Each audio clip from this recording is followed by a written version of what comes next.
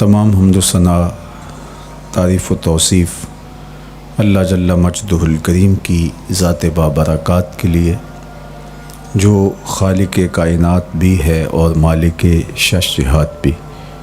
اللہ جل وعلا کی حمد و ثنا کے بعد رسول رحمت، شفیع معظم، نبی محتشم، حضور ختمی المرتبت صلی اللہ علیہ وآلہ وسلم کے حضور ناز میں اپنی عقیدتوں، ارادتوں اور محبتوں کا خراج پیش کرنے کے بعد واجب الاحترام، ذوی الاحتشام، عالی مرتبت، محتشم سامعین، سامعات، السلام علیکم ورحمۃ اللہ وبرکاتہ۔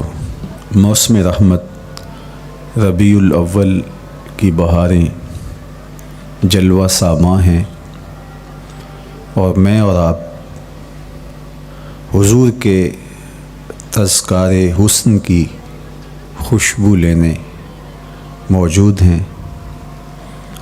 آقا کریم علیہ السلام کے جمال جہاں آرا کی تابانیاں اور جلوہ سامانیاں ہمارے ذوق کی تسکین، قلب کا قرار، روح کی ٹھنڈک، ایمان کی تازگی، عشق و محبت کی نہضت کا سبب اور ذریعہ ہے۔ آقا کریم علیہ السلام کے فضائل، حضور علیہ الصلاۃ والتسلیم کے خصائل اور آپ کے شمائل بیان کرنا شروع سے ہی اہل ایمان کا طریقہ رہا ہے۔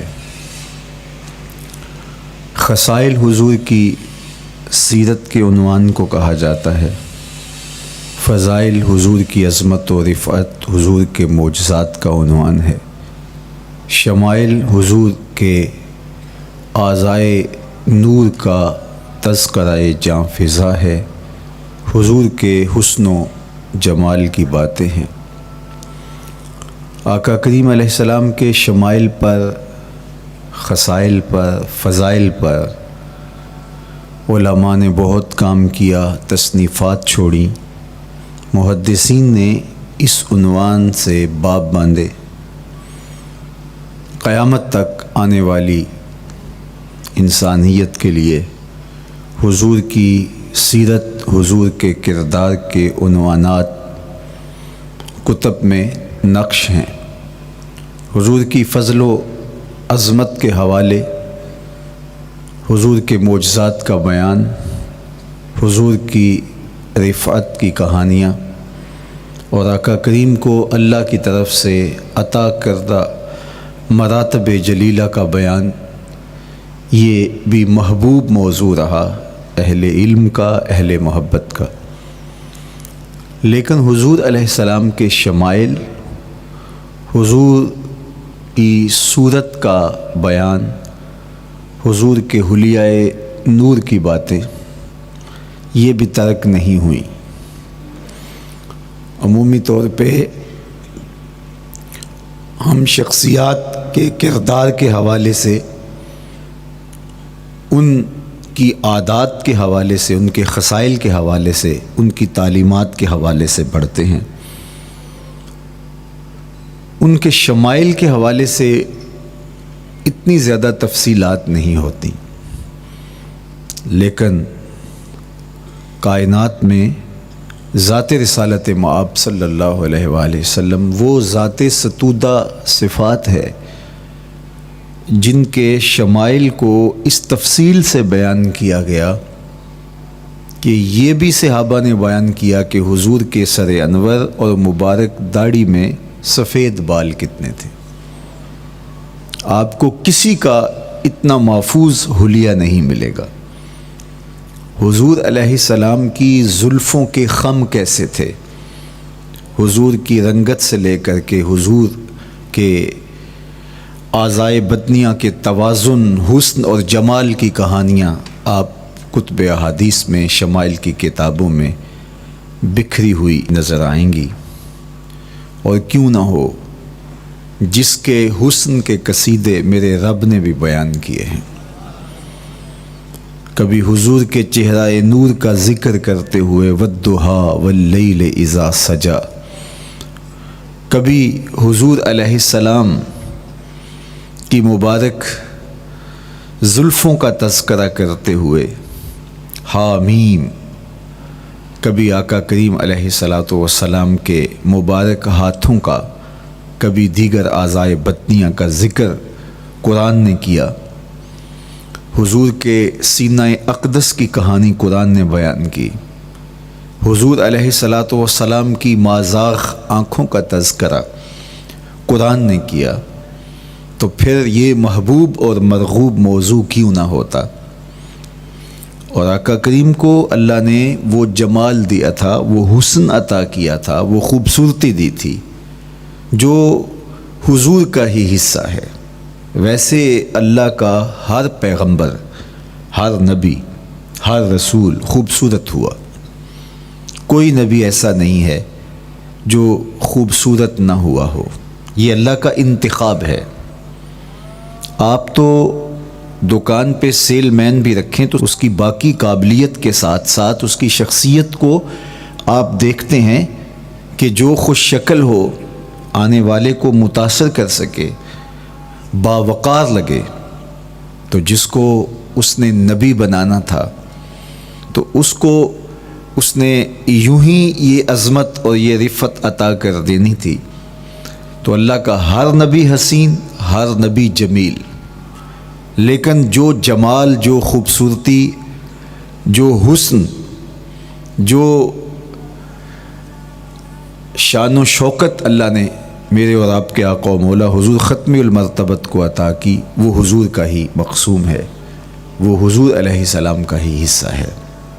سر انور سے لے کر پائے نور تک حضور کا ہر عضو بدن خوبصورتی کا مرقع اور جمال کا معیار ہے۔ خوبصورتی کیا ہوتی ہے؟ حسن محمد کو دیکھ لو، کوئی عیب، کوئی نقص حضور کے پاکیزہ وجود میں نہیں رکھا گیا۔ خلقت مبرأ من کل عیب، حضور کے سامنے حضرت حسان بن ثابت نے یہ پڑھا، اور آقا کریم نے اس پر خوشی کا اظہار کیا اور اللہ کی بارگاہ میں دعا کی، اللہم ایدہ بروح القدس، جبریل امین سے اللہ اس کی مدد فرما۔ تو انہوں نے یہ بات کہی کہ آپ کو ہر عیب سے مبرہ رکھا گیا ہے، آپ کا پیکر نور، آپ کا وجود مسعود حسن و جمال کا ایسا مرقع بنایا گیا کہ جس میں کوئی نقص نہیں رکھا گیا، صوری حسن بھی عطا کیا گیا، مانوی حسن بھی عطا کیا گیا۔ حضور کے اعضاء کا جو ظاہری حسن تھا وہ بھی اپنی مثال آپ تھا، اور جو باطنی جمال اور باطنی حسن اور باطنی کمال عطا کیا گیا تھا وہ بھی اپنی مثال آپ ہے۔ اگر حضور علیہ السلام کے مبارک ہاتھوں کو جمال دیا گیا ہے، لیکن جو توانائی عطا کی گئی، جو طاقت عطا کی گئی، ید اللہ کے جو جلوے ان ہاتھوں میں رکھے گئے، وہ بھی ایک دل آویز کہانی ہے۔ اگر آنکھوں کی پتلیاں خوبصورت ہیں اور آپ کی مبارک آنکھوں کی چمک سے کائنات اس کو دیکھ کر کے مبہوت ہو جاتی ہے، مازاق کے کجلے اس میں رکھے گئے ہیں، لیکن اس کا معنوی حسن بھی دیکھیے کہ حضور بیٹھے مدینے میں ہیں اور جنت کا مشاہدہ کر رہے ہیں۔ وہ توانائی بھی عطا کی گئی کہ جس طرح روشنی میں دیکھا جاتا ہے، حضور اسی طرح اندھیرے میں دیکھتے ہیں۔ فرمایا صحابہ صفیں سیدھی رکھا کرو، مت سمجھو کہ میں صرف آگے دیکھتا ہوں، میں آگے بھی دیکھتا ہوں، میں پیچھے بھی دیکھتا ہوں، میں تمہارے رکوع بھی دیکھتا ہوں اور دلوں میں پیدا ہونے والے خشوع بھی دیکھتا ہوں۔ اقبال بولے اے فروغت صبح آثار و دہور، چشم تو بی نندائے معاف الصدور۔ لوگوں کی نظریں تو سینے کے اوپر دیکھتی ہیں، اے آمنہ کے در یتیم، تیری نظر تو سینے کے اندر چھپے راز بھی دیکھتی ہے۔ تو صوری حسن بھی اور معنوی حسن بھی اللہ نے اپنے محبوب کو عطا کیا، اور اللہ جل شانہ نے وہ جمال دیا حضور کو کہ جو دیکھتا وہ دیکھتا ہی رہ جاتا۔ ایسی چمک، ایسی رعنائی، ایسی خوبصورتی اور ایسا جمال تھا، دیکھنے والے کہا کرتے ہیں اللہ اللہ، یاد آتا ہے خدا دیکھ کے صورت تیری۔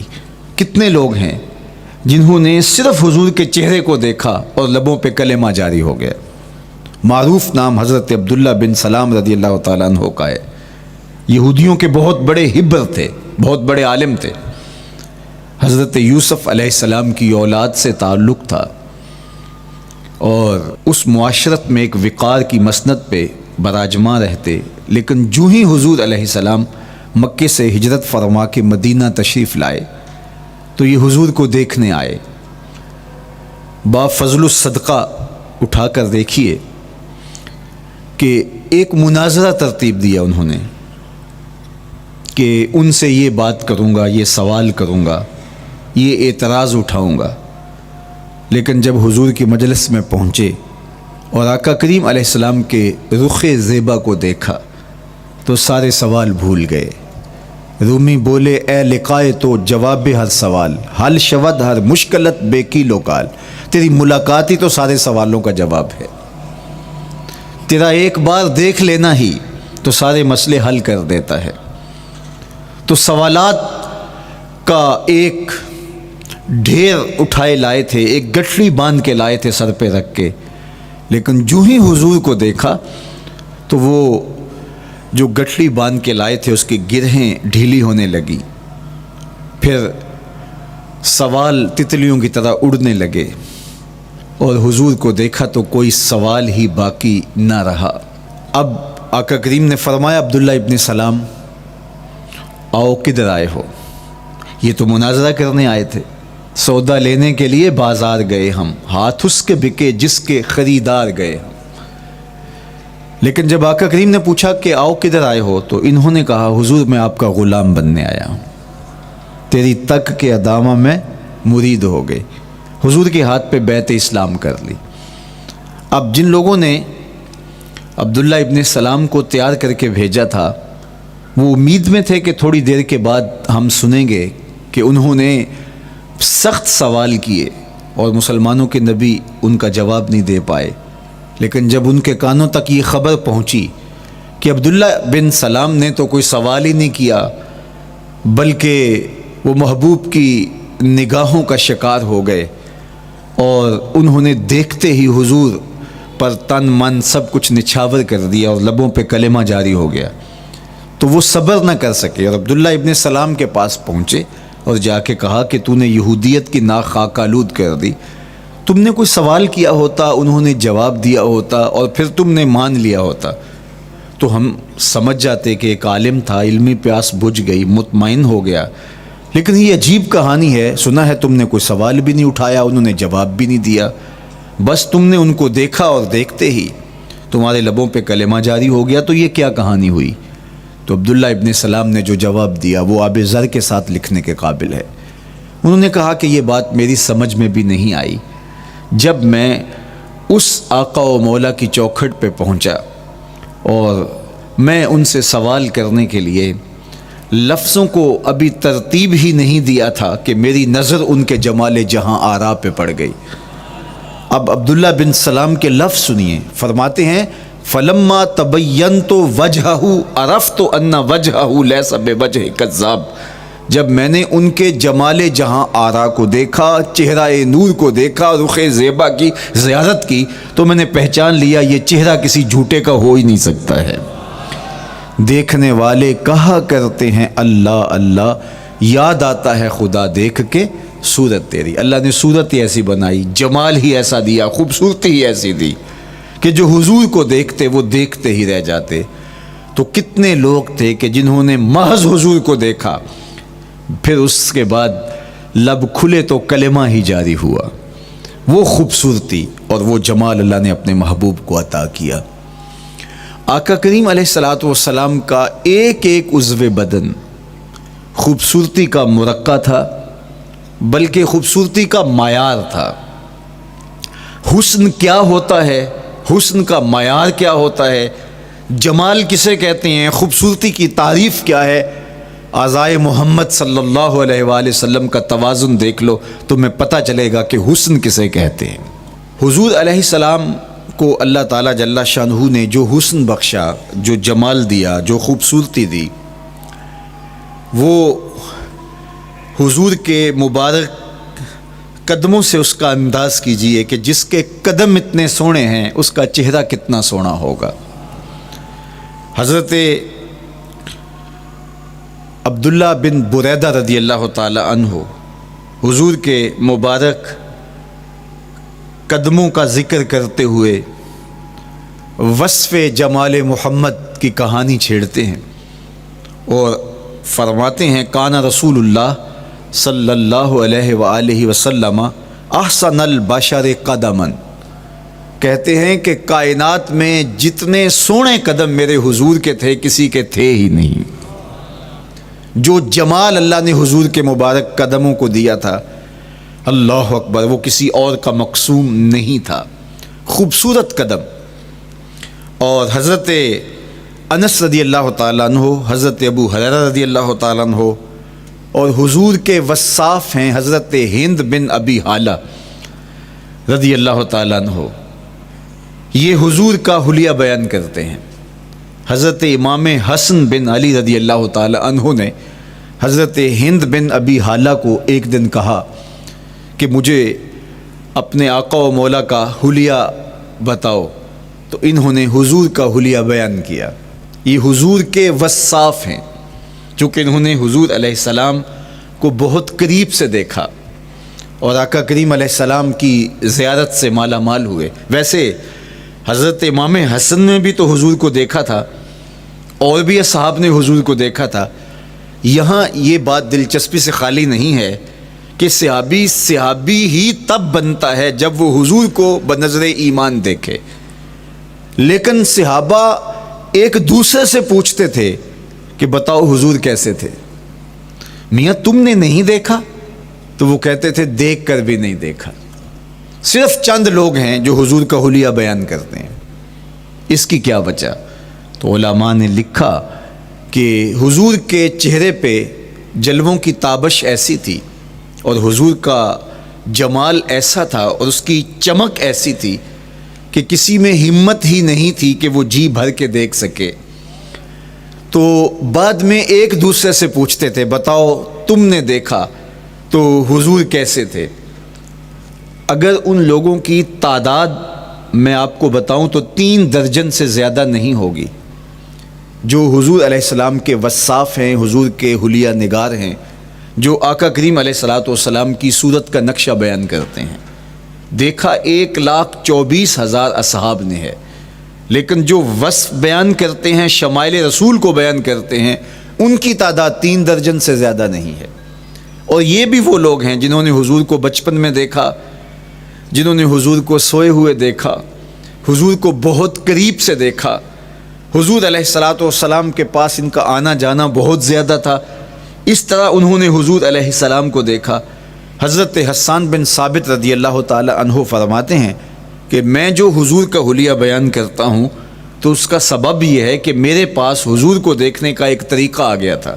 فلما نظرت الی انوارہ فودعت کفی علی عینی خوفا من ذہاب بصری، کہا کہ جب میں حضور کو دیکھتا تھا تو اپنی آنکھوں پر انگلیاں رکھ کے انگلیوں کی اوٹ سے دیکھتا تھا کہ حضور کے جلووں کی چمک سے میری آنکھوں کی بینائی نہ جاتی رہے۔ یہ کون کہہ رہے ہیں؟ حضرت حسان بن ثابت رضی اللہ تعالیٰ عنہ۔ اور آپ جانتے ہیں حضرت حسان بن ثابت رضی اللہ تعالیٰ عنہ شاعر ہیں، اور شاعر حسن دیکھنے میں بڑا دلیر ہوتا ہے، اور یہ حسن بھی ابھی پوشیدہ ہے، 70,000 بشریت کے پردے ڈالے گئے ہیں۔ اگر یہ حسن بے نقاب ہوتا تو کوئی جلووں کی تاب ہی نہ لا سکتا۔ یہی بہتر ہے کہ وہ پردے میں رو پوش رہے، وہ اگر پردہ اٹھا دے تو کسے ہوش رہے، کس کی ہمت تھی. اب چھپا ہوا مستور حسن بھی اگر دیکھتے ہیں تو آنکھوں پہ انگلیاں رکھ کے دیکھتے ہیں. اور بیان کرنے والوں کی تعداد میں نے عرض کی کہ 3 درجنوں سے زائد نہیں ہے. تو یہ وہ لوگ ہیں جنہوں نے حضور کو دیکھا.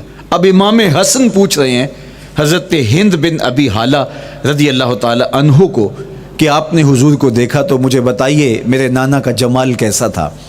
تو حضرت ہند بن ابی حالہ نے حضور کا حلیہ بیان کیا. تو جب حضور کے قدموں کی کہانی انہوں نے بیان کی تو حضرت ہند بن ابی حالہ نے کہا کان النبی صلی اللہ علیہ وآلہ وسلم شسن القدمین والکفین. حضور علیہ السلام کے مبارک قدم اور حضور کی ہتھیلیاں پرگوشت تھے. یہ حضور علیہ السلام کے مبارک قدموں کا جمال بیان کرتے ہیں. اللہ اکبر. اور حضور علیہ السلام کے قدموں کے بارے میں امام ترمذی جو شمائل میں حدیث لائے ہیں اس میں انہوں نے یہ بھی بیان کیا کان رسول اللہ صلی اللہ علیہ وسلم مسیح القدمین. حضور علیہ السلام کے مبارک قدم ملائم تھے، خوبصورت تھے، کھردرے نہیں تھے، کوئی پھٹن نہیں تھی. عمومی طور پہ قدم پھٹ جاتے ہیں اور ایڑیاں بہت سارے لوگوں کی پھٹ جاتی ہیں تو وہ خوبصورتی باقی نہیں رہتی. تو وہ کہتے ہیں کہ حضور مسیح القدمین تھے. اور جب آقا کریم علیہ الصلوۃ والسلام کے مبارک قدموں پہ پانی ڈالا جاتا تو وہ ڈھل کے نیچے چلا جاتا. یہ تھا حضور کے قدموں کا حسن اور حضور کے قدموں کا جمال. اچھا، آقا کریم علیہ السلام کی جو مبارک ایڑیاں تھیں وہ زیادہ پرگوشت نہیں تھیں، ان کے اوپر گوشت زیادہ نہیں چڑھا تھا، اس لیے کہ ایڑیوں کا زیادہ پرگوشت ہونا ایڑیوں کے حسن کو زائل کر دیتا ہے. حسن کا مرقع ہی جمال مصطفیٰ ہے. تو اس لیے اللہ نے ایک ایک عضو کو تراش کر کے بنایا ہے، بلکہ پوچھ پوچھ کے بنایا ہے. جس طرح حسان بن ثابت رضی اللہ تعالی عنہ کہتے ہیں کأنک قد خلقت کما تشاء. محبوب مجھے تو یوں لگتا ہے جس طرح آپ کے رب نے آپ کو آپ سے پوچھ کے بنایا ہے کہ محبوب بتاؤ کہ میں آپ کے اعضاء کو کیسے توازن اور کیسے حسن اور کیسے جمال دوں. تو حضور کی مبارک ایڑیاں یہ پرگوشت نہیں تھیں، باقی حضور کے پاؤں پرگوشت تھے اور کوئی پھٹن نہیں تھی، بالکل نرم گداس اور بالکل جو ہے وہ ملائم تھے. اور جب پانی ڈالا جاتا تو پانی ڈھل کے نیچے 1 سیکنڈ میں آ جاتا. یہ اللہ نے محبوب کو حسن دیا. حضرت ہند بن ابی حالہ نے کہا کہ حضور کے مبارک تلوے جو تھے وہ درمیان سے اٹھے ہوئے تھے، ایڑیوں سے لے کر کے انگلیوں تک یہ تلوہ کہلاتا ہے جو اس کا نچلا حصہ جو زمین سے مس کرتا ہے، اور اس میں جو درمیان والا حصہ ہے یہ اٹھا ہوا ہو اور بالکل پاؤں سیدھا نہ ہو تو یہ پاؤں کا حسن ہے. پاؤں کا بالکل سیدھا ہو جانا یہ پاؤں کے حسن کو زائل کر دیتا ہے. اس میں تھوڑا سا خم ہو، جب چلے تو انگلیاں اور پنجے کا جو ہے وہ آگے والا حصہ زمین پہ لگے اور ایڑی لگے اور درمیان والا حصہ زمین پہ نہ لگے. تو یہ حسن ہوتا ہے کسی کے پاؤں کے تلوے کا. اللہ نے محبوب کے مبارک قدم کی پشت کو بھی حسن دیا، حضور کے تلووں کو بھی حسن دیا، حضور کی ایڑیوں کو بھی حسن دیا. سائل الاطراف، حضور کی مبارک انگلیاں قدرے لامبی تھیں اور یہ حسن ہوتا ہے. انگلیاں چھوٹی ہوں، ان کا قد پست ہو تو پاؤں کی خوبصورتی دکھائی نہیں دیتی، لیکن اللہ نے اپنے محبوب کی انگلیوں کو بھی ایک لمبائی عطا کر کے اس کو بھی ایسا جمال دیا تھا یار جو پاؤں کو دیکھتا رہے وہ پاؤں کو ہی دیکھتا رہ جائے. اللہ اکبر. اچھا، بعض احادیث میں آتا ہے کہ حضور علیہ السلام کے مبارک تلوے جو ہیں لیس لہا اخمس، یہ لفظ ہیں کہ وہ اخمس نہیں تھے، یعنی وہ درمیان سے اٹھے ہوئے نہیں تھے. تو اس کا کیا مطلب ہے؟ یہ حضرت ابو ہریرہ رضی اللہ تعالیٰ عنہ سے جو مروی روایت ہے اس میں یہ ہے لیس لہا اخمس. اور حضرت ہند بن ابی حالہ سے جو حضور کے مبارک تلووں کا حسن بیان کیا گیا ہے تو اس میں یہ بیان کیا گیا ہے کہ حضور علیہ السلام کا مبارک قدموں کا تلووں کا حسن یہ تھا کہ وہ درمیان سے تھوڑے سے اٹھے ہوئے تھے اور یہ خوبصورت پاؤں کا جمال ہوتا ہے. تو ان 2 چیزوں میں علماء نے تطبیق کی ہے. اللہ ان علماء کی قبروں پر رحمتیں نازل کرے جو حضور کے حسن پہ، حضور کے جمال پہ گفتگو کرتے رہے اور ایک ایک عضو پر انہوں نے کئی صفحات لکھے اور کتابیں انہوں نے تحریر کی حضور کے جمال پر۔ اب حضرت ہند بن ابی حالہ رضی اللہ تعالی عنہ، انہوں نے تو حضور کو گھر میں دیکھا تھا، یہ حضرت خدیجۃ الکبریٰ رضی اللہ تعالی عنہا کے فرزند تھے ابو حالہ سے۔ اب انہوں نے تو دیکھا، اب حضور لیٹے ہیں تو انہوں نے حضور کے پاؤں کو دیکھا کہ درمیان میں ہلکا سا خم ہے اور یہ پاؤں کا جمال ہے۔ اب حضرت ابو ہریرہ رضی اللہ تعالی عنہ نے جو حضور کے پاؤں کو دیکھا تو یہ اندرون خانہ کا دیکھنا نہیں تھا، تو انہوں نے کیسے دیکھا؟ تو حضرت ابو ہریرہ سے مروی ایک روایت سے سمجھ آتی ہے کہ انہوں نے جو کہا کہ لیس لہا اخمس، کہ ان کے مبارک تلوے درمیان سے اٹھے ہوئے نہیں تھے بلکہ بالکل برابر تھے، تو اس کا کیا مطلب ہے؟ تو حضرت ابو ہریرہ سے ایک روایت مروی ہے، وہ فرماتے ہیں کہ جب حضور علیہ السلام کسی چٹان کے اوپر چلتے تو حضور علیہ الصلاۃ والسلام کا وہاں قدم پڑتا تو وہ اس چٹان کے اندر حضور کا قدم گھس جاتا، وہ موم کی طرح چٹان نرم ہو جاتی۔ اس طرح زمین پر بھی حضور چلتے تو مبارک پاؤں کا جو نشان قدم ہے وہ پورا دکھائی دیتا۔ تو حضرت ابو ہریرہ رضی اللہ تعالیٰ عنہ اس سے یہ سمجھے کہ حضور کے تلوے جو ہیں وہ برابر ہیں۔ تو علماء نے اس پر گفتگو کی ہے۔ ایک تو حضور جب چلتے تھے تو آقا کریم پورے زور سے قدم زمین پہ رکھتے تھے اور اس وقار سے چلتے تھے کہ جس طرح حضور اونچائی سے نیچے کی طرف اتر رہے ہوں، تو جب پاؤں کو جما کر کے زور سے رکھا جائے تو پھر جو ہے وہ نشان نیچے پڑتا ہے۔ یا اللہ اپنے محبوب کے لیے زمین کو اور پتھروں کو بھی نرم کر دیا تو پھر حضور کے تلووں کا نقش بھی زمین کے اوپر جو ہے وہ حویدہ ہو جاتا۔ سلطان قاتبائی نے ایک ایسا ہی پتھر جس کے بارے میں شنید تھی کہ اس پر حضور کے قدموں کا نقش موجود ہے، تو انہوں نے 20,000 دینار کے اندر وہ خریدا اور انہوں نے یہ کہا کہ جب میں فوت ہو جاؤں تو حضور کے قدموں کے نشان والا پتھر میری قبر کے سرہانے بطور کتبہ لگایا جائے۔ علامہ شہاب الدین خفاجی علیہ رحمہ لکھتے ہیں ہوا موجود الی الآن، وہ اپنے دور میں کہانی بیان کرتے ہیں وہ آج بھی سلطان قاتبائی کی قبر کے سرہانے وہ پتھر نصب ہے جہاں حضور کے قدموں کے نشان موجود ہیں۔ اللہ اکبر۔ تو آقا کریم علیہ الصلوۃ والسلام کے مبارک تلوے، حضور علیہ السلام کی کم گوشت تراشی ہوئی ایڑیاں اور مسیح القدمین، حضور علیہ السلام کے ملائم نرم گداز پاؤں، ان کا حسن اور ان کا جمال، اور آقا کریم علیہ السلام کے قدموں کی انگلیاں جو قدرے لمبی تھی اور ان میں جو درمیان والی انگلی تھی وہ زیادہ لمبی تھی، اس پر حضرت میمونہ بنت کردم رضی اللہ تعالی عنہا اس انگلی کا حسن بیان کرتی ہیں، کہتی ہیں مجھے شوق ہوا کہ میں حضور کو دیکھوں، تو اپنے والد گرامی کے ساتھ حجۃ الوداع کے موقع پر میں بھی سعادت حج پا رہی تھی، تو حضور کو ملنے کے لیے جب ہم پہنچے تو آقا کریم اونٹنی کے اوپر سوار تھے، ناکہ پر جلوہ فراز تھے، تو میرے میں ہمت نہ ہو سکی کہ حضور کے چہرے کو دیکھ سکوں۔ ایسا جلوہ، ایسا جمال، اللہ اکبر، اور ایسا روب اور ایسی چمک چہرے کی اور تابشیں تھیں کہ میرے اندر ہمت نہ ہو سکی کہ میں حضور کے چہرہ نور کو دیکھ سکوں۔ اب آقا کریم اونٹنی پہ سوار تھے تو میں حضور کے مبارک پاؤں کو دیکھنے لگی، میں بس حضور کے پاؤں کا جمال اور خوبصورتی دیکھنے لگی، اسی میں کھو گئی۔ اب حضرت میمونہ بنت کردم رضی اللہ تعالی عنہا حضور کے مبارک قدموں کی ایک انگلی کا حسن بیان کرتی ہیں۔ اللہ اکبر۔ حضرت میمونہ بنت کردم سے یہی ایک روایت مروی ہے، ساری زندگی ان کے پاس سرمایہ یہی تھا، جب کسی مجلس میں جاتی تو وہ کہتی تمہیں بتاؤں حضور کی مبارک انگلی کا حسن کیا تھا، یہ سرمایہ ساتھ لیے لیے پھرتی کہ میں نے حضور کی انگلی کو دیکھا ہے، میں نے حضور کے قدم اور حضور علیہ السلام کے تلووں کی زیارت کی ہے۔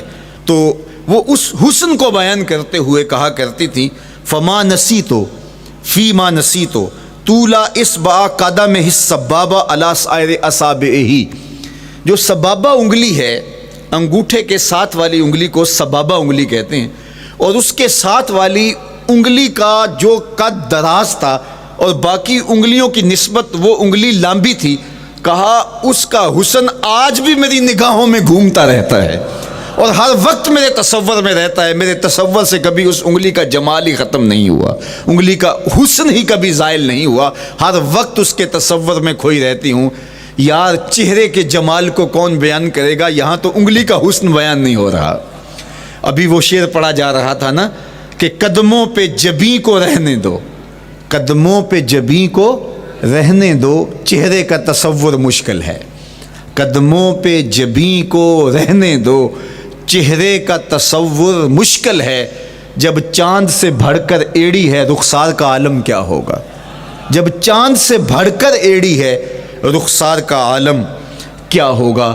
تو اللہ نے اپنے محبوب علیہ الصلاۃ والسلام کو وہ جمال، وہ خوبصورتی اور حضور کے مبارک قدم، حضرت عبداللہ بن بریدہ رضی اللہ تعالی عنہ سے مروی روایت، کان رسول اللہ صلی اللہ علیہ وآلہ وسلم احسن البشر قدما، کہتے ہیں جتنے سونے قدم، جتنے من مونے قدم میرے حضور کے تھے، اتنے سونے قدم کسی اور کے تھے ہی نہیں۔ اللہ نے اپنے محبوب کو وہ جمال، وہ خوبصورتی اور وہ نور عطا کیا تھا۔ اچھا، یہ قدم، یہ ایڑیاں، یہ مبارک تلوے اور یہ داراز انگلیاں اور ان انگلیوں کی چمک اور ان کی رنگت کا جمال اور خوبصورتی، جہاں اس کا صوری حسن تھا تو مانوی حسن بھی دیکھنے والا تھا۔ یہ قدم اٹھ جائیں اللہ اکبر تو تقدیر کے فیصلے ہوتے دکھائی دیتے ہیں۔ ان قدم کی اونچائی، ان قدم کی بلندیاں کہ عرش حق ان قدموں کے بوسے لے رہا ہے۔ اور میرے امام بولے زہ عزت و اے طلائے محمد، زہ عزت و اے طلائے محمد، کہ ہے عرش حق زیر پائے محمد۔ قدموں کا حسن وہ بھی دیکھنے والا اور قدموں کی بلندی اور اونچائی اور اس کی شان و شوکت وہ بھی دیکھنے والی۔ اللہ اکبر۔ آقا کریم علیہ السلام حضرت ابو بکر صدیق کے ساتھ، حضرت عمر فاروق کے ساتھ اور حضرت عثمان غنی کے ساتھ احد پہاڑ پر تشریف لے گئے۔ یہ حدیث آپ نے بارہا علماء سے سنی ہے۔ احد کی چھاتی پہ جب حضور کے قدم آئے، اللہ اکبر، تو وہ خوشی سے جھوم اٹھا، مقدر جاگ گئے، بخت بیدار ہو گئے۔ ان کے قدم جو کہ اس شاک کی آنکھوں کی ٹھنڈک ہے، جب چھاتی پہ آ جائیں تو کون عاشق نہیں جھوم جائے گا۔ یہ تو حضور کے قدموں کے حسن کو بیان کیا جا رہا ہے۔ آپ کی روح رقص کر رہی ہے اور آپ کا دل جو ہے وہ ایک عجیب سرور اور کیف کی وادی میں اور ایک جو ہے وہ خوشیوں کے جو ہے وہ عالم میں نہال ہوتا چلا جا رہا ہے۔ لیکن یہ قدم جب چھاتی پہ آیا تو پھر احد، ظاہر تو پتھر ہے احد، لیکن حضور سے پتھر بھی پیار کرتے ہیں۔ فرمایا احد جبل یحبنا ونحبہ، احد ہم سے پیار کرتا ہے، پہاڑ ہے، پتھر ہے، لیکن ہم سے پیار کرتا ہے، ہم اس سے پیار کرتے ہیں۔ اس کائنات میں صرف سرکش انسانوں اور جنوں کے علاوہ کائنات کی ہر شے حضور سے پیار کرتی ہے، حضور سے محبت کرتی ہے۔ آؤ میں تمہیں پیار کی ایک اور کہانی سناؤں۔ مسجد نبوی ہے، آقا کریم تشریف فرما ہیں، منبر پہ جلوہ فراز ہوئے، ابھی واز کا آغاز ہی کرنا چاہ رہے تھے کہ ایک جانب سے رونے کی آواز آنے لگی۔ صحابہ کہتے ہیں رونے والا اس درد سے روتا ہے کہ لگتا تھا کلیجہ پھٹ جائے گا۔ کناقۃ الخلوج، جس طرح اونٹنی کا بچہ بچھڑ جائے اور وہ اس کے غم میں، اس کی جدائی میں درد سے روکتی ہے، چیختی ہے، چلاتی ہے، رونے والے کا انداز درد ایسا ہی تھا اور لگتا تھا کہ جس طرح اس کا کلیجہ پھٹ جائے گا۔ صحابہ دائیں بائیں دیکھتے ہیں لیکن رونے والا دکھائی بھی نہیں دیتا، اور ماحول کے اندر اس طرح درد پھیل رہا ہے کہ سینوں میں دل لرز رہے ہیں اور عجیب کیفیت طاری ہو گئی۔ حضور ابھی بیٹھے ہیں، خطبے کا آغاز بھی نہیں ہوا اور رونے والا کیف و درد میں روتا چلا جا رہا ہے۔ فنزل النبی صلی اللہ علیہ وسلم عن المنبر، حضور منبر سے نیچے تشریف لائے۔ صحابہ کی آنکھیں محو حیرت ہیں، استجاب کا عالم ہے، یہ کون رو رہا ہے اور اتنے درد سے رو رہا ہے اور دکھائی بھی نہیں دے رہا۔ آقا کریم منبر سے نیچے جلوہ فراز ہوئے، ایک سمت بڑھے، کھجور کا خشک تنا پڑا تھا۔ آج پہلا دن تھا کہ منبر حضور علیہ السلام کے لیے بچھایا گیا، ورنہ یہ خشک تنا دیوار کے ساتھ جو ہے وہ رکھا گیا تھا اور حضور اس کے ساتھ ٹیک لگا کر کے واز کیا کرتے تھے۔ جب ممبر بن گیا تو اس کو اٹھا کر کے اب اس کی ضرورت نہیں رہی، ایک کونے میں ڈال دیا گیا۔ اب جو ہی حضور ممبر پہ تشریف فرما ہوئے تو اس خشک تنے کا کلیجہ لرز اٹھا اور وہ ایسے روتا تھا جس طرح اونٹنی کا بچہ بچھڑ جائے اور وہ روتی ہے، اس طرح وہ خشک تنا رو رہا تھا۔ اس تنے ہنانا در ہجر رسول زار می نالت چو ارباب عقول، جس طرح عقل والے، جس طرح جو ہے وہ فہم و ادراک رکھنے والے لوگ روتے ہیں درد سے، وہ رو رہا تھا۔ آقا کریم علیہ السلام اس کے پاس گئے اور اس کو اپنی آغوش میں سمیٹ لیا۔ بچھڑا ہوا بچہ جب اپنی ماں کو ملے تو اس کی ہچکیاں بن جاتی ہیں، اس کی گھگھی بن جاتی ہے، تو یہی کیفیت اس کی ہو گئی، اور آقا کریم اپنا دستے رحمت اس کے اوپر پھیرتے چلے جاتے ہیں۔ بتدریج اس کی سسکیاں اور اس کے رونے کی آواز کم ہوتی چلی جا رہی ہے۔ آہستہ آہستہ وہ خاموش ہو گیا۔ حضور پھر دوبارہ تشریف لائے اور ممبر پہ خطبہ دینے سے قبل صحابہ کی آنکھوں میں استعجاب کا عالم دیکھا، حیرت کی فراوانی دیکھی۔ فرمایا کہ تم جو سوال کرنا چاہ رہے ہو، جو تمہاری آنکھوں میں پوشیدہ سوال ہے، میں اس کو اچھی طرح جانتا ہوں۔ لو لم افعل ہاکذا لحن الی یوم القیامہ، اگر میں ممبر سے اتر کے اپنے عاشق زار کو یوں تسلی نہ دیتا، یہ قیامت تک یوں ہی روتا ہی رہتا۔ حضرت محمد بن سیرین رضی اللہ تعالیٰ عنہ کہا کرتے تھے کہ حضور کی محبت میں ایک خشک تنا بھی زار و زار روئے تو جس کے سینے کے اندر محبت بھرا دل ہے تو وہ حضور کے عشق میں آنسو کیوں نہیں بہائے گا؟ حضور کی یاد میں اس کی آنکھیں آنسوں کا خراج کیوں نہیں دیں گی؟ تو وہ خشک تنا حضور کی محبت میں رو رہا ہے۔ اب ہے یہ پتھر، لیکن میرے حضور فرماتے ہیں کہ یہ پہاڑ مجھ سے پیار کرتا ہے اور میں اس سے پیار کرتا ہوں۔ اب حضور اپنے اس محب کے گھر تشریف لے گئے اور اس کی چھاتی پہ قدم رکھا تو وہ خوشی سے جھوم اٹھا۔ فضاربا برجلہ ہی، اپنا مبارک پاؤں زور سے مارا۔ فقال اسبت احد فانما علیک نبی و صدیق و شہیدان، فرمایا احد ٹھہر جا، تیرے اوپر اللہ کا ایک نبی ہے، ایک صدیق اور 2 شہید ہیں۔ تو حضور کی مبارک ایڑی کے لگنے کی دیر تھی، حضور کے قدم کی ضرب کی دیر تھی کہ اس کا زلزلہ تھم گیا۔ میرے امام بولے ایک ٹھوکر سے احد کا زلزلہ جاتا رہا، ایک ٹھوکر سے احد کا زلزلہ جاتا رہا، رکھتی ہیں کتنا وقار اللہ اکبر ایڑیاں۔ زلزلہ آ گیا اس کے اوپر، وہ جھومنے لگا، لیکن حضور نے اپنا مبارک قدم مارا اور وہ ٹھہر گیا۔ اللہ اکبر۔ تو یہ پہاڑ آج بھی اس شاک جب شہر مدینہ میں حاضر ہوتے ہیں تو وہ احد پہ تو ضرور جاتے ہیں، حضرت امیر حمزہ کے مزار پہ حاضری دینے کے لیے اور اس جبل احد کو دیکھنے کے لیے۔ اور یقین جانیے گا جبل احد کو جب ہم دیکھتے ہیں تو عجیب کیفیات میں ڈوب جاتے ہیں۔ میں تو وہاں دوستوں کو کہا کرتا ہوں کہ آج پورا مدینہ بدل گیا ہے، یعنی اس کی وہ صورت، وہ کچے مکان، وہ گھروندے، وہ گھر، وہ کوچہ و بازار، وہ کچی سڑکیں، وہ ماحول آج وہ آپ کو نظر نہیں آ رہا۔ جہاں کچے مکان تھے جن کے اوپر چھت کھجور کے پتوں کی پڑی تھی، وہاں عالی نصب پلازے آپ کو نظر آتے ہیں، فلک بوس آپ کو ہوٹل نظر آتے ہیں۔ وہ کچی سڑکیں آج آپ کو وہاں دکھائی نہیں دیتی، وہاں تارکول کی بچھی ہوئی سڑکیں دکھائی دیتی ہیں، خوبصورت پتھر لگے ہوئے آپ کو نظر آتے ہیں، وہ ممیاتی ہوئی بکریاں، وہ جگالی کرتے ہوئے اونٹ آج آپ کو وہاں دکھائی نہیں دیتے، وہ ماحول آپ کو نظر نہیں آتا۔ تو پرانا مدینہ اگر ڈھونڈنے نکلیں بھی تو ظاہر ہے اگرچہ ان پختہ اور خوبصورت عمارتوں کے اندر بھی عکس جمال محمد کا پڑ رہا ہے، لیکن وہ پرانا دور اگر آپ تلاش کرنا چاہیں تو وہ آپ کو وہ چیزیں نہیں ملتی۔ لیکن جب آپ احد پہ جاتے ہیں تو میں دوستوں کو کہتا ہوں اس احد کو جی بھر کے دیکھ لو، اس پہ ڈائریکٹ میرے حضور کی نظریں پڑی ہوئی ہیں، یہ بدلا نہیں، یہ 14 صدیوں سے جیسا تھا آج بھی ایسا ہے، اس پہ میرے حضور کی نظریں ڈائریکٹ پڑی ہوئی ہیں، اور آقا کریم علیہ الصلوۃ والسلام نے اس کو یوں دیکھا ہے۔ تو یہ احد حضور سے محبت کرنے والا ہے، حضور سے پیار کرنے والا ہے، اور اس پیار کی وجہ سے یہ پتھر قیامت کے دن جنت میں جائے گا، یہ پہاڑ جنت میں جائے گا۔ یار اگر ایک پہاڑ حضور سے پیار کر لے تو وہ مکین جنت بن جاتا ہے، اور اگر حضور کا غلام ایک عاشق حضور سے محبت کرے تو اللہ اس کو کتنے درجے عطا فرمائے گا۔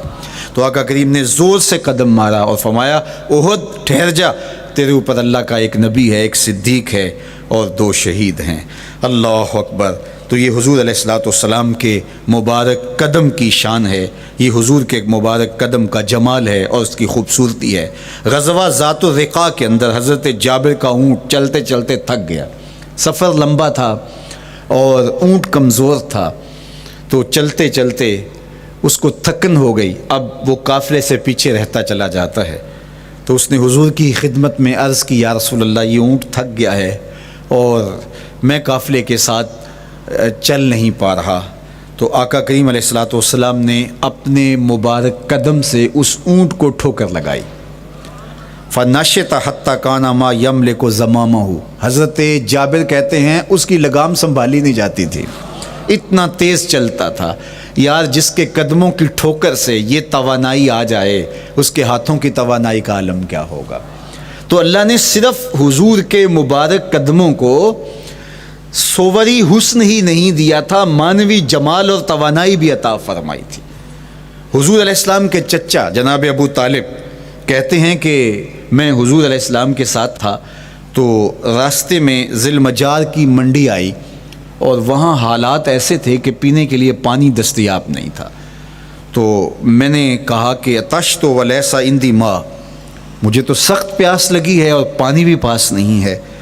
فنزل النبی صلی اللہ علیہ وسلم وضرب بقدمہ الارض فخرج الماء فقال اشرب، تو حضور نے اپنے مبارک پاؤں سے زمین پر ٹھوکر لگائی، چشمہ پھوٹ پڑا اور آقا کریم نے فرمایا چچا پانی پی لیجئے۔ تو وہ پاؤں اگر زمین پہ لگے تو چشمے پھوٹے، اگر احد پہاڑ پہ وہ پاؤں پڑے تو اس کا زلزلہ جاتا رہے، اور اگر وہ کسی جانور کو حضور ٹھوکر لگائیں تو اس کے اندر اس قدر تیزی آ جائے کہ اس کی باغ سنبھالی نہ جائے، اتنا سریع رفتار ہو جائے۔ اب ان قدموں پہ کون قربان نہیں ہوگا؟ یار ان قدموں کو چومنے کے لیے جبریل بھی تو بے تاب دکھائی دیتے ہیں نا۔ معراج کی شب جب جبریل حاضر خدمت ہوئے، حضور محو استراحت ہیں، تو جبریل عرض گزار ہوئے مالک تیرا محبوب تو سو رہا ہے۔ اللہ اکبر، تبارک اللہ، شان تیری تجھی کو زیبا ہے بے نیازی، کہیں پہ جوش لن ترانی، کہیں تقاضے وصال کے تھے۔ ایک کوہ طور پہ خود چل کے جاتا ہے اور عرض گزار ہوتا رب آرنی انظر الیک، مالک تجھے دیکھنا چاہتا ہوں۔ اللہ اکبر، سراپا چشم بنا ہوا ہے اور کہتا ہے مالک میں تجھے دیکھنا چاہتا ہوں۔ جواب کیا آتا ہے؟ لن ترانی، تم نہیں دیکھ سکتے، میرے جلووں کی تاب نہیں لا سکتے۔ ایک خود چل کے جا رہا ہے اور تقاضۂ رویت کرتا ہے اور جواب آتا ہے لن ترانی، اور ایک سویا ہوا ہے چادر اوڑھ کے، اور جبریل کہتے ہیں محبوب اٹھیے، رب آپ کو بلا رہا ہے۔ تبارک اللہ، شان تیری تجھی کو زیبا ہے بے نیازی، کہیں پہ جوش لن ترانی، کہیں تقاضے وصال کے تھے۔ تو جبریل حاضر خدمت ہوئے، حضور استراحت میں ہیں، تو آواز آئی یا جبریل قبل قدم ہے، میرے محبوب کے قدموں کو چوم لے۔ اب جبریل حضور علیہ السلام کے قدموں کو بوسے دے رہے ہیں۔ کسی نے جبریل سے تصور کے عالم میں پوچھا، حضور کے قدم چومے، حضور کے تلووں کو بوسے دیے، بتا کیفیت کیا ملی؟ تو بولے نہ جنت کی کلیوں میں دیکھا مزہ جو محمد کی تلیوں میں دیکھا۔ وہ سرور وہاں جو نصیب ہوا۔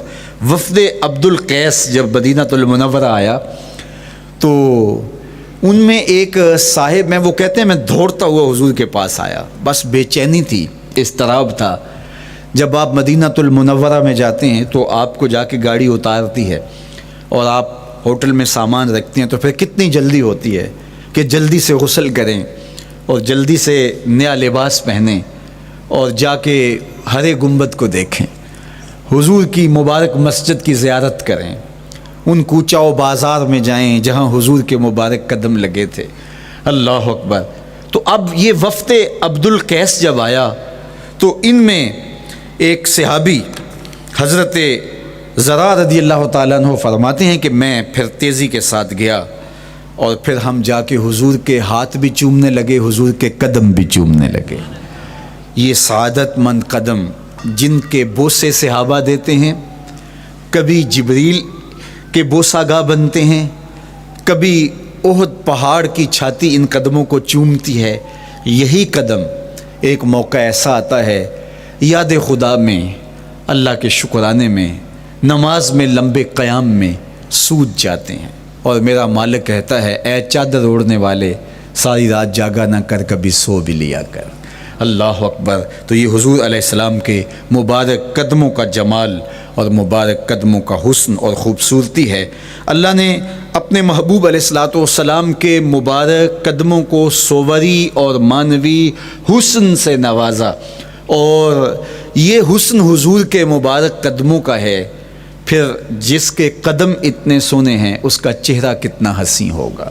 ایک سوال اٹھ سکتا ہے کہ حضور کے حسن کو بیان کرنے کا مقصود کیا ہے؟ تو صاحب، کسی کے حسن کو بیان کرنے کا مقصود یہی ہوتا ہے کہ اس سے پیار اور محبت کا ربط قائم ہو، اور اگر قائم ہے تو مضبوط ہو۔ ہم حضور علیہ السلام کے حسن کو بیان اسی لیے کرتے ہیں، اور محدثین نے اس پر باقاعدہ کتابیں اسی لیے لکھی، اور کتب حدیث میں باقاعدہ شمائل رسول پہ باب اسی لیے باندھے تاکہ لوگوں کے سینے میں حضور کی محبت کی جوت لگے، اور وہ جو شعلہ جوالہ ان کے سینے میں حب رسول کا ہے وہ اور بھڑک اٹھے، اور بندہ جس سے محبت کرتا ہے پھر اس کی اطاعت بھی کرنے لگ جاتا ہے۔ تو جو محبوب اتنا سونا ہے، اتنا جمال آفریں ہے، اور جس کے قدم اتنے سونے ہیں، پھر اس کے نقش قدم کو کیوں نہ تھام لیں، اس کے نقوش پا کو خضر راہ کیوں نہ بنا لیں، پھر ان کے اٹھنے والے قدموں پر اپنی زندگی کیوں نچھاور نہ کر دیں۔ اگر سر پہ رکھنے کو مل جائے نقش نال حضور، تو کہیں کہ ہاں تاجدار ہم بھی ہیں۔ یعنی وہ قدم تو قدم رہا، اس قدم کی رعنائیاں، اس کی خوبصورتیاں، اس کا جمال اور اس کا حسن تو حسن رہا، جہاں وہ مبارک قدم لگا، جہاں وہ نقش لگا، اگر وہ نقش بھی سر پہ رکھنے کو مل جائے تو کہا کہ اگر سر پہ رکھنے کو مل جائے نقش نال حضور، حضور علیہ السلام کا قدم تو جزو بدن رسول ہے۔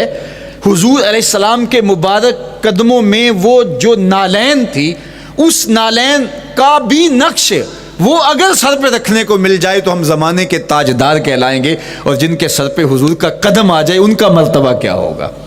تو یہاں اس نقش کو بھی دیکھیے، حضور کے مبارک قدموں میں جو نالین آیا اس کو نالین شریف کہتے ہیں۔ اس نال کو نال شریف یا ان نالین کو نالین شریف کہا جاتا ہے، اس لیے کہ وہ حضور کے مبارک جسم سے جڑ گئے، حضور سے ان کا ربط پیدا ہو گیا، وہ جزو بدن رسول نہیں ہیں، تو اس کا یہ مرتبہ ہے۔ تو پھر حضور علیہ السلام کی شان اور حضور کی عظمت کیا ہوگی، اللہ اکبر۔ بلکہ حضور علیہ السلام کے نالین جہاں رکھے جائیں، وہ کسی نے کہا نا کہ ذرے اس خاک کے تابندہ ستارے ہوں گے، ذرے اس خاک کے تابندہ ستارے ہوں گے، جس جگہ آپ نے نالین اتارے ہوں گے۔ وہ جگہ جہاں حضور کے قدم نہیں، حضور کے قدموں سے مس ہوئے ہوئے نالین رکھے جائیں، وہاں جو ذرے اس نالین کے تلووں کو چومتے ہیں وہ بھی آسمان کے ستاروں سے اس شاخ کو حسین دکھائی دیتے ہیں، وہ بھی زیادہ چمکدار دکھائی دیتے ہیں، اور اس شاخ کی آنکھوں کا سرما اور ان کے دل کا قرار اور روح کی ٹھنڈک قرار پاتے ہیں۔ تو یہ ہے حضور علیہ السلام کی نسبت کا احترام اور حضور کی محبت کا اثر جو اس شاخ کے سینے میں محسوس کیا جاتا ہے۔ اللہ مجھے آپ کو اپنی خاص پناہیں، امان اور حفاظتوں کا حصاد بخشے۔ کار ما آخر شدو